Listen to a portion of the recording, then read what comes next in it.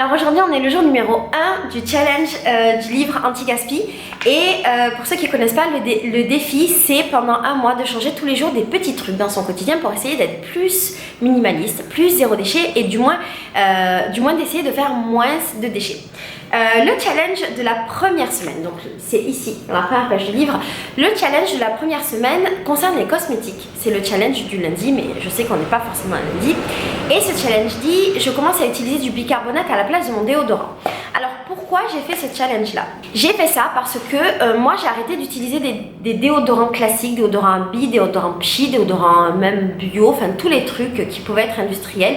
Même si c'était bio, j'ai arrêté de les utiliser il y a plusieurs années. Je crois que maintenant je suis à peut-être 4 ou 5 ans sans utiliser de déodorant. J'ai arrêté parce qu'en fait je me suis rendu compte en faisant des recherches sur internet, en regardant des vidéos, en lisant des articles de journaux, en lisant des études, des articles de blog, que les déodorants aérosols ou classiques posaient un gros problème pour la santé par rapport aux composants qui sont à l'intérieur. En fait ils sont composés de beaucoup de composants chimiques qui déjà de base ne sont pas forcément bons pour nous, mais ils sont composés aussi d'alcool, qui n'est pas bon pour nous également, et d'aluminium. Et moi c'est l'aluminium qui m'a posé problème, parce que l'aluminium est toxique pour le corps, et on ne peut pas en consommer, parce que c'est pas bon. Et je me suis dit, bah, si je peux pas en consommer, pourquoi est-ce que j'en mettrais sur mon corps? Et en faisant des recherches, j'ai trouvé énormément d'articles qui allaient dans ce sens, et j'ai aussi trouvé des articles qui disaient l'inverse. Mais je ne suis pas convaincue que ces articles-là ne viennent pas des lobbies qui protègent tout ce milieu de la cosmétique. J'ai trouvé beaucoup d'articles qui expliquaient que l'aluminium était mauvais pour notre santé, que l'aluminium était un composant qui était potentiellement cancérigène quand il était posé ici, c'est-à-dire près de nos seins, et qu'il augmentait les risques de cancer du sein, et puis également que l'aluminium était un composant neurotoxique qui pouvait entraîner des maladies graves sur du long terme.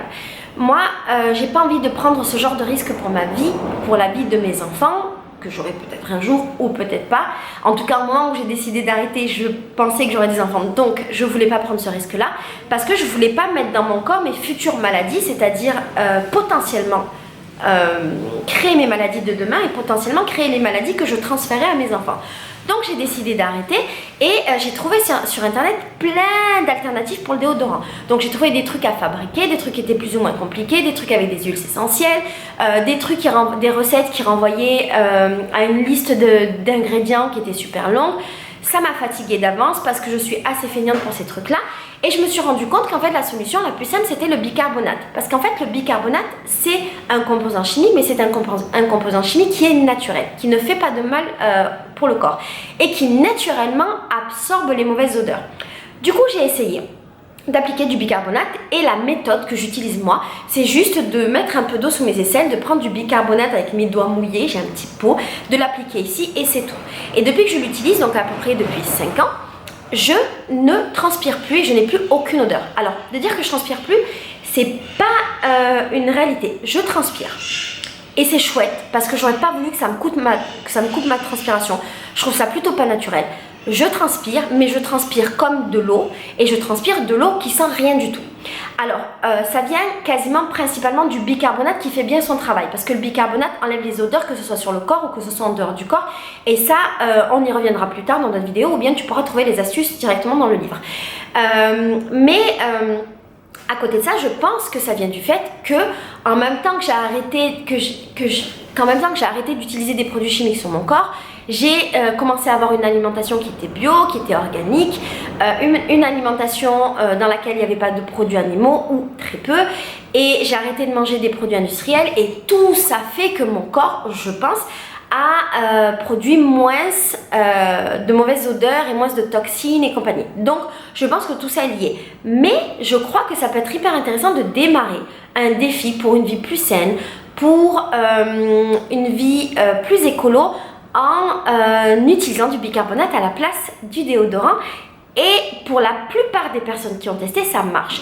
Du coup, je te conseille de le faire et si tu pouvais me donner des retours pour me dire si sur toi ça marche ou pas, ce serait le top. Et ça, tu peux le faire pendant tout le mois sur le groupe Facebook que j'ai mis en place et dont le lien est dans la barre d'infos. Et c'est un groupe d'entraide pour que tous ensemble, on réalise ce challenge d'un mois et on essaye de mettre des choses en place et surtout de s'entraider.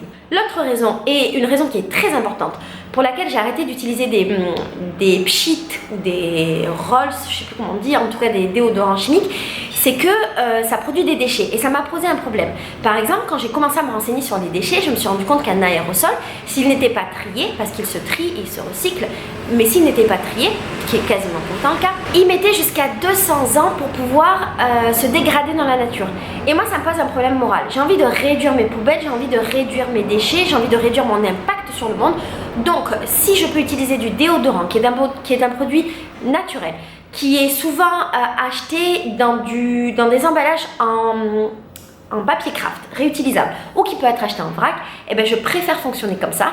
Et c'est pour ça que la solution du bicarbonate était la meilleure solution selon moi. Et puis la troisième et dernière raison, c'est que en arrêtant d'utiliser des produits chimiques sur mon corps, et notamment des déodorants, j'ai réalisé des économies de malade. Parce qu'un paquet de bicarbonate de soude, ça va te coûter à peu près dans les 4-5 euros. Je suis plus très sûre des prix parce que j'habite plus en France depuis un an et que du coup j'achète plus de bicarbonate en France, mais c'est à peu près ça.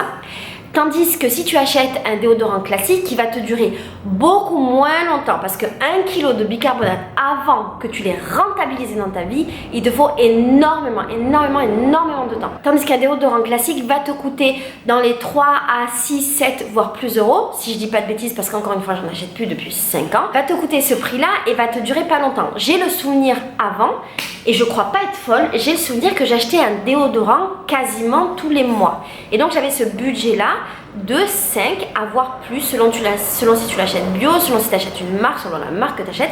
J'ai ce souvenir de dépenser à peu près 5 à 10 euros par mois juste pour mon déodorant. Alors si je peux te donner une astuce au niveau du bicarbonate, c'est que moi je l'utilise mixé. Donc en fait tu peux acheter le bicarbonate, il est un petit peu épais, le grain est un petit peu fort, ça ressemble par exemple au sel et ça peut être irritant. Moi ce que je fais, c'est que je le passe au mixeur pour qu'il devienne comme du sucre glace. Donc je sais pas si on peut dire du bicarbonate glace, mais en tout cas je le transforme comme ça et je trouve que c'est beaucoup plus agréable. Si jamais c'est un peu agressif pour toi de mettre du bicarbonate sous tes aisselles, je te conseille de ne pas le faire de suite après ton rasage, d'une part, et tu peux rajouter de l'huile de coco. Et dans ce cas-là, ce sera plus doux, moins agressif et peut-être plus agréable pour toi. Un autre truc auquel tu dois faire attention, pour certaines personnes, le bicarbonate, j'ai remarqué, qui causait des taches un peu blanches, un petit peu de blanchiment. Alors, c'est pas mon cas, mais j'ai entendu des trucs comme ça. Si jamais c'est ton cas, c'est que peut-être le bicarbonate n'est pas adapté pour toi. Et pour certaines personnes aussi, parfois quand on en met trop ou trop souvent, ça cause une irritation. Donc tu es un petit peu rouge ici. Si tu vois que c'est le cas, c'est que le bicarbonate n'est pas adapté pour toi et dans ce cas-là, il faut trouver d'autres solutions. Un dernier truc, si tu te demandes pourquoi je n'utilise pas de pierre d'Alain, c'est parce qu'en fait la pierre d'Alain, qui est un aluminium naturel, ne l'est pas forcément toujours. En gros, dans le commerce, les 3/4 des pierres d'Alain ne sont pas des vraies pierres d'Alain naturelles, donc ça reste des produits avec de l'aluminium, toujours avec les mêmes problématiques. Et quand bien même ce serait une pierre d'Alain naturelle, elle reste avec de l'aluminium qui n'est naturellement pas bon pour le corps. Donc moi, j'ai un problème à l'utiliser. Après, peut-être que les études que j'ai lues ou les articles que j'ai lus n'étaient pas justes, c'est possible que je dise des bêtises, mais par précaution, je n'ai pas envie de l'utiliser et je préfère le bicarbonate pour lequel j'ai jamais entendu de trucs négatifs. Voilà, c'était la première vidéo du premier challenge. Je t'encourage à essayer cette semaine d'utiliser tous les jours ton bicarbonate et de me dire dans les commentaires ou dans le groupe Facebook ce que ça fait. Est-ce que ça t'irrite? Est-ce que ça t'irrite pas? Est-ce que c'est agréable ou pas? Est-ce que c'est bizarre? Est-ce qu'il y a toujours une odeur? Est-ce que tu transpires? Est-ce que tu transpires pas? Tout ça, tout ça. Je te dis à demain pour un nouveau challenge et je t'aime très fort.